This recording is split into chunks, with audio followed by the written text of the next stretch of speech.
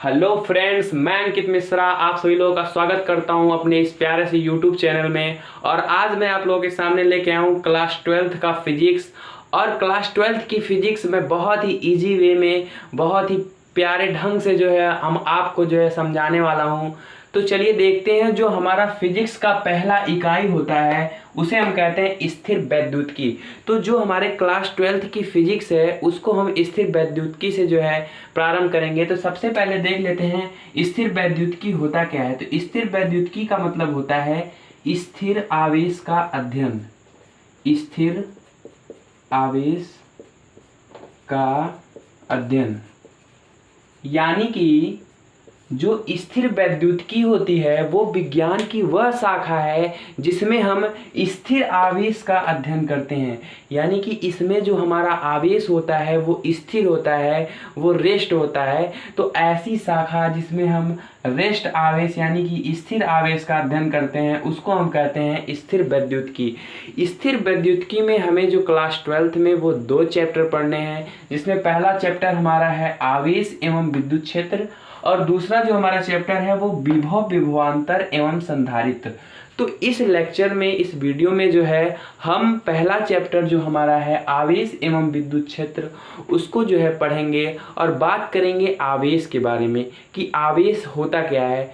तो आवेश के बारे में बात करने से पहले मैं आपको थोड़ा बहुत समझाना चाहूँगा द्रव्यमान के बारे में। जिस तरह से द्रव्यमान के कारण जो है गुरुत्वाकर्षण बल का अनुभव होता है उसी तरह से हम आवेश को भी डिफाइन करते हैं। तो आवेश जो हमारा होता है वो वस्तु का वह गुणधर्म होता है जिसकी सहायता से वो विद्युत क्षेत्र तथा चुंबकीय क्षेत्र का अनुभव करता है। ठीक है, तो इसकी डिफिनीशन जो स्टैंडर्ड होती है वो आपके सामने लिखी है कि किसी वस्तु का वह गुणधर्म जिससे यह विद्युत क्षेत्र तथा चुंबकीय क्षेत्र का अनुभव करता है उसे हम क्या कहते हैं, आवेश कहते हैं। यानी कि विद्युत क्षेत्र और चुंबकीय क्षेत्र का अनुभव करता है उसे हम आवेश कहते हैं। तो किसी वस्तु का वह गुणधर्म, आप जो है इसको नोट कर लीजिए और 2-3 बार बोल लेंगे तो आपको पूरा याद हो जाएगा ये। तो किसी वस्तु का वह गुणधर्म जिससे यह विद्युत क्षेत्र तथा चुंबकीय क्षेत्र का अनुभव करता है उसे हम आवेश कहते हैं। अब हम आवेश की जो है रिगार्डिंग नेक्स्ट पॉइंट देखते हैं कि आवेश की संकल्पना जो है वो किसके आधार पर दी जाती है। तो आवेश की संकल्पना किसके आधार पर दी जाती है, चलिए अब हम समझते हैं कि आवेश की संकल्पना जो है वो किसके आधार पर दी जाती है। तो इसको समझने के लिए हम एक छोटा सा एग्जांपल लेते हैं हम सोडियम धातु। आप सब लोगों को पता होगा जो सोडियम धातु होता है इसका जो इलेक्ट्रॉनिक विन्यास होता है वो होता है 11। यानी कि इसमें जो इलेक्ट्रॉनों की संख्या होती है 11 और प्रोटॉन भी होता है इसमें जो है 11। ठीक है, अगर हम इसके इलेक्ट्रॉनिक विन्यास करें तो ये होगा 2, 8 और 1। ठीक है, ये इलेक्ट्रॉनिक विन्यास होगा। अगर हम बात करें कि हम किस तरह से हम Na यानी कि सोडियम का अष्टक पूर्ण कर सकते हैं तो उसके 2 मेथड हैं। या तो हम 1 इलेक्ट्रॉन का दान करके या फिर हम यहाँ से 7 इलेक्ट्रॉन को ग्रहण कर दें तब जो है इसका अष्टक पूर्ण हो जाएगा। आप लोगों को पता होगा कि कैसे अष्टक पूर्ण किया जाता है। ठीक है, तो यहाँ पे 2 ऑप्शन है। तो सबसे आसान है कि 1 इलेक्ट्रॉन को अगर हम यहाँ से दान कर दें तो हमारे जो सोडियम है उसका जो है अष्टक पूर्ण हो जाएगा। तो यहाँ से हम क्या करेंगे, 1 इलेक्ट्रॉन को दान जब करेंगे तो हमारे इलेक्ट्रॉनों की संख्या हो जाएगी 8, 2, 10। यानी कि इलेक्ट्रॉन हमारा हो जाएगा 10 और प्रोटॉनों की संख्या हो जाएगी 11। अब देखिए हमारा जो प्रोटॉनों की संख्या है वो 1 अधिक हो गई है। यानी कि ये Na से बन गया हमारा Na+। यहाँ पे क्या आ गया, यहाँ पे आ गया धनावेश। यानी कि धनावेश कैसे आया है, 1 इलेक्ट्रॉन को दान करके, यानी कि इलेक्ट्रॉन की हानि से यहाँ पे क्या आया है, धनावेश आया है। ठीक है, तो ये जो है पॉइंट आपको अभी मैं समझाता हूँ, पहले इसको आप पूरा समझिए। एग्जाम्पल आपको बहुत ही अच्छी तरीके से समझ में आएगा। तो यहाँ धनावेश आया क्यों, इलेक्ट्रॉनों की जब हानि हुई तो हमारा धनावेश आया। अब हम देखते हैं क्लोरीन में। क्लोरीन का जो इलेक्ट्रॉनिक विन्यास होता है वो होता है 17। 17 को हम क्या लिख सकते हैं, 2, 8 और 7। इसका इलेक्ट्रॉनिक विन्यास लिखते हैं और इसमें प्रोटॉनों की संख्या भी 17 होती है। अगर मैं आपसे बोलूं कि आप क्लोरीन का जो है अष्टक पूर्ण कीजिए तो कैसे आप करेंगे? तो क्लोरीन का जो अष्टक पूर्ण करने के लिए भी दो तरीके हैं, या तो आप 7 इलेक्ट्रॉन का दान कर दीजिए तो उसका अष्टक पूर्ण हो जाएगा, या फिर 1 इलेक्ट्रॉन का आप ग्रहण कर लीजिए तो आपका जो है क्लोरीन का अष्टक पूर्ण हो जाएगा। सबसे इजी वे है कि अगर हम 1 इलेक्ट्रॉन को कहीं से लेके आए तो हमारा जो अष्टक पूर्ण हो जाएगा। तो हम क्या करेंगे, 1 इलेक्ट्रॉन की जो है वृद्धि करेंगे इसमें। तो जब हम 1 इलेक्ट्रॉन की वृद्धि करेंगे तो ये हमारा इलेक्ट्रॉन जो है हो जाएगा कितना, 2 8 10 8 18 हो जाएगा, और हमारा प्रोटॉनों की जो संख्या हो जाएगी वो 17 हो जाएगी। अब देखिए जो हमारा प्रोटॉन है वो इलेक्ट्रॉन से एक कम है, यानी कि ये क्लोरीन से बन गया हमारा क्लोरीन माइनस, और यहाँ पे क्या आ गया, ऋणावेश। क्या आया यहाँ पे, ऋणावेश आया। और ये ऋणावेश क्यों आया है, क्योंकि यहाँ पे इलेक्ट्रॉनों की क्या हुई है, वृद्धि हुई है। तो ये चीज हमने क्यों समझाया आपको, तो सेम कंडीशन ये भी आवेश पे भी लगता है, ठीक है। तो अगर हम इलेक्ट्रॉनों की हानि करते हैं तो हमें धनावेश मिलता है, और अगर हम इलेक्ट्रॉनों की वृद्धि करते हैं तो हमें ऋणावेश मिलता है। अब यहाँ पे एक चीज समझने वाली बात है, चाहे हमारा धनावेश हो चाहे हमारा ऋणावेश हो, सबसे इसमें जो दोनों में उत्तरदायी है वो इलेक्ट्रॉन होता है, ठीक है। तो जो हमारी आवेश की जो संकल्पना होती है वो किसके आधार पे दी जाती है, वो इस इलेक्ट्रॉन के आधार पे दी जाती है। तो यहाँ पे डिफिनीशन लिखा गया है, आप इसको पढ़ लीजिए, ठीक है। तो लिखा गया, आवेश की संकल्पना इलेक्ट्रॉन के आधार पर दी जाती है। यदि किसी वस्तु में इलेक्ट्रॉन की वृद्धि होती है तो उस पर ऋणावेश, यानी कि देखिए इलेक्ट्रॉन पर जब वृद्धि होती है तो उस पर ऋणावेश आता है, और यदि जो है इलेक्ट्रॉन की हानि होती है तो उस पर धनावेश उत्पन्न होता है। यानी कि यहाँ पे देखिए इलेक्ट्रॉन की हानि हुई है तो यहाँ पे जो है क्या उत्पन्न हुआ है, तो धनावेश। तो उम्मीद करता हूँ ये जो है आपको समझ में आया होगा आवेश की संकल्पना।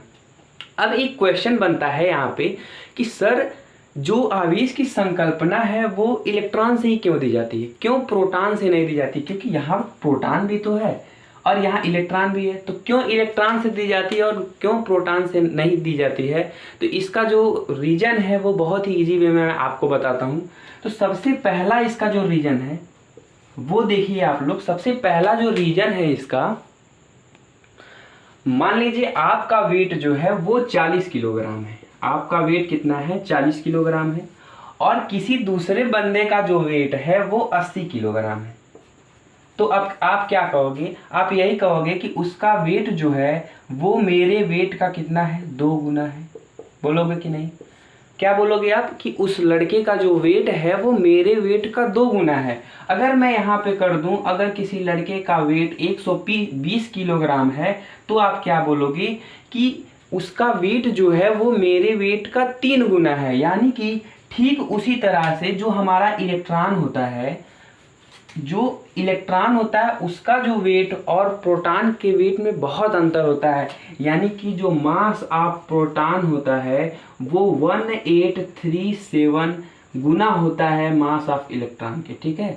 वो मास ऑफ इलेक्ट्रॉन के 1837 गुना होता है। यही कारण है, जो हमारा पहला कारण यही है कि हमारा इलेक्ट्रॉन जो है वो आवेश की संकल्पना में भाग लेता है और प्रोटॉन जो है हमारा आवेश की संकल्पना में भाग नहीं लेता है, क्योंकि उसका वेट जो है वो बहुत ही अधिक होता है किसकी तुलना में, इलेक्ट्रॉन की तुलना में। सोचिए वहाँ पे 2 गुना 3 गुना था, यहाँ पे जो है 1837 गुना जो है इसका वेट अधिक होता है। इसलिए हम क्या करते हैं, इलेक्ट्रॉन को जो है इसमें संकल्पित करते हैं। तो पहला पॉइंट तो ये था। और रही बात दूसरे पॉइंट की, तो दूसरा पॉइंट जो होता है, तो प्रोटॉन और प्रोटॉन के बीच क्या होता है, प्रबल नाभिकीय बल होता है। प्रोटॉन व प्रोटॉन के बीच क्या होता है, प्रबल नाभिकीय बल होता है। और ये बल जो है इतना मजबूत होता है कि प्रोटॉन को दूसरे प्रोटॉन से जो है वो जाने ही नहीं देता है, ठीक है। तो ये भी कारण, ये 2 कारण है। अगर मान लीजिए आपसे कोई पूछता है कि इलेक्ट्रॉन को ही क्यों जो है आवेश की संकल्पना जो है इलेक्ट्रॉन के आधार पे क्यों दी जाती है, प्रोटॉन पर क्यों नहीं दी जाती, तो आप यही बताओगे, सबसे पहला पॉइंट ये बताओगे कि जो मास ऑफ प्रोटॉन होता है, यानी कि जो प्रोटॉन का द्रव्यमान होता है वो इलेक्ट्रॉन के द्रव्यमान का 1837 गुना यानी कि बहुत अधिक होता है। इसीलिए जो है इलेक्ट्रॉन जो है आवेश की संकल्पना का आधार नहीं बनता, ठीक है, प्रोटॉन नहीं बनता है, इलेक्ट्रॉन बनता है। और दूसरा पॉइंट जो होता है वो प्रोटॉन और प्रोटॉन के बीच क्या होता है, प्रबल नाभिकीय बल होता है। इसके कारण जो है प्रोटॉन जो है इलेक्ट्रॉन की संकल्पना का आधार नहीं बन पाता है, ठीक है। तो ये चीज आपको क्लियर होगा। अब हम नेक्स्ट पॉइंट देखते हैं। हमारा जो नेक्स्ट पॉइंट है, तो जो हमारा नेक्स्ट पॉइंट है वो है आवेशों के प्रकार। तो आवेशों के कितने प्रकार होते हैं, तो अभी अभी आपने पढ़ा कि आवेश जो है दो प्रकार के होते हैं, एक होता है धनावेश, एक होता है ऋणावेश। तो उसको हम लिखते हैं। आवेश जो होता है, एक होता है हमारा धनावेश जो कि क्या होता है, पॉजिटिव होता है।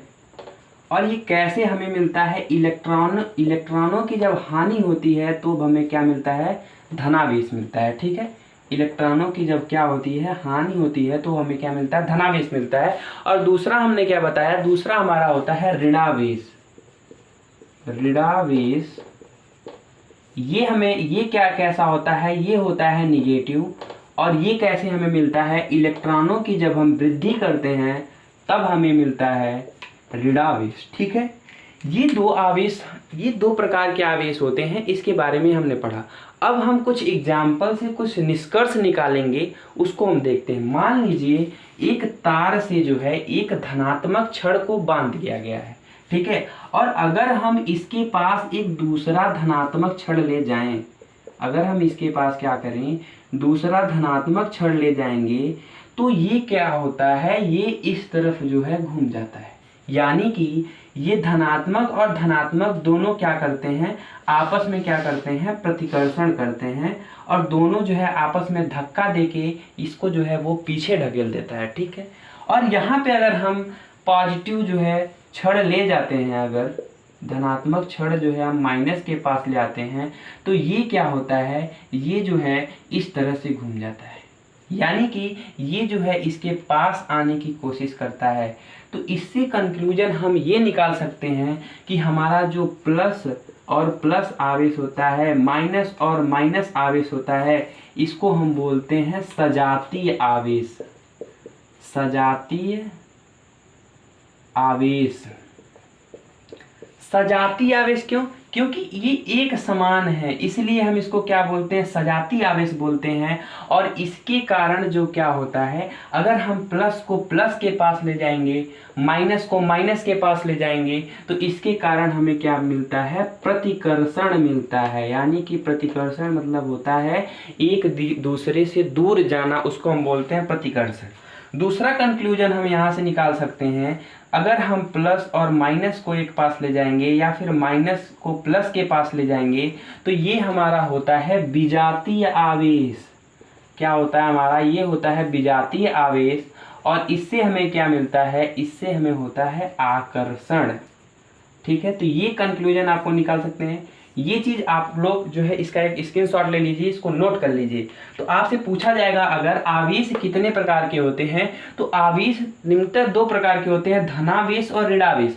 जिसमें होता है सजातीय आवेश। जो सजातीय आवेश होते हैं यानी कि प्लस प्लस और माइनस माइनस जो आवेश होते हैं वो आपस में क्या करते हैं, प्रतिकर्षण करते हैं, यानी कि धक्का देते हैं आपस में। और जो विजातीय आवेश होते हैं वो क्या करते हैं, आकर्षण करते हैं, ठीक है। ये चीज आपको समझ में आएगा, इसको आप लोग नोट कर लीजिए। अब हम देखते हैं हमारा जो नेक्स्ट पॉइंट है उसको देखते हैं। तो जो हमारा नेक्स्ट टॉपिक है वो है आवेश के मात्रक। तो आवेश के मात्रक क्या क्या होते हैं वो हम लोग देखते हैं।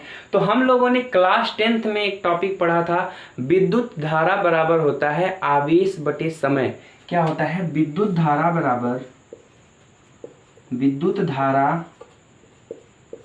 बराबर होता है आवेश बटा समय। ये जो है हम क्लास 10th में पढ़ चुके हैं। तो यहाँ से हम लोग निकालेंगे आवेश का मान। तो आवेश का मान क्या हो जाएगा, यहाँ से आवेश बराबर हो जाएगा विद्युत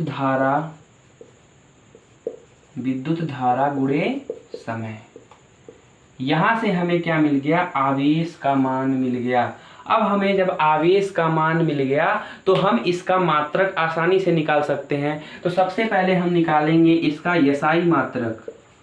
इसका यसाई मात्रक जो होगा वो क्या होगा, तो आवेश का यसाई मात्रक यानी कि विद्युत धारा का यसाई मात्रक पता होना चाहिए और समय का यसाई मात्रक पता होना चाहिए, तब हमें जो है यसाई मात्रक मिलेगा आवेश का। तो विद्युत धारा का जो यसाई मात्रक होता है वो होता है एम्पियर, एम्पियर, और जो हमारा समय का यसाई मात्रक होता है वो होता है सेकेंड।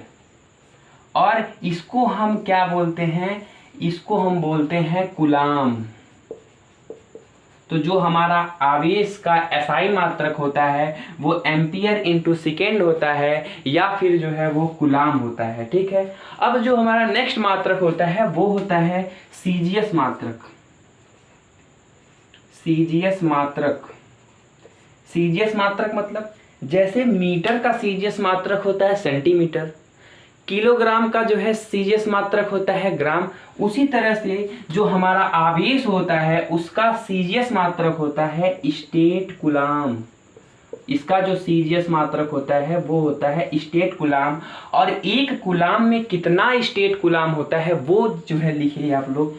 एक कूलाम बराबर होता है 3 × 10⁹ स्टेट कूलाम। 3 × 10⁹ स्टेट कूलाम जो है वो होता है। तो ये हमारा हो गया सीजीएस मात्रक। और जो आवेश का सबसे बड़ा मात्रक होता है उसको बोलते हैं फैराडे। तो आवेश का सबसे बड़ा मात्रक जो होता है उसको हम बोलते हैं फैराडे, यानी कि इसको हम F से डिनोट करते हैं। तो एक फैराडे बराबर क्या होता है 96500 कूलाम के बराबर होता है एक फैराडे। ठीक है, और इसके भी अन्य मात्रक हैं, और भी अन्य मात्रक हैं कूलाम के। तो और अन्य मात्रक, क्योंकि कूलाम जो है वो बहुत बड़ा मात्रक होता है इसलिए इसके अन्य मात्रक भी होते हैं, उसको हम लोग डिस्कस करते हैं जो हमारे अन्य मात्रक हैं। तो अन्य मात्रक हम देखते हैं। तो इसमें सबसे पहला जो मात्रक है हमारा वो है माइक्रो। इसको हम क्या बोलते हैं, माइक्रो।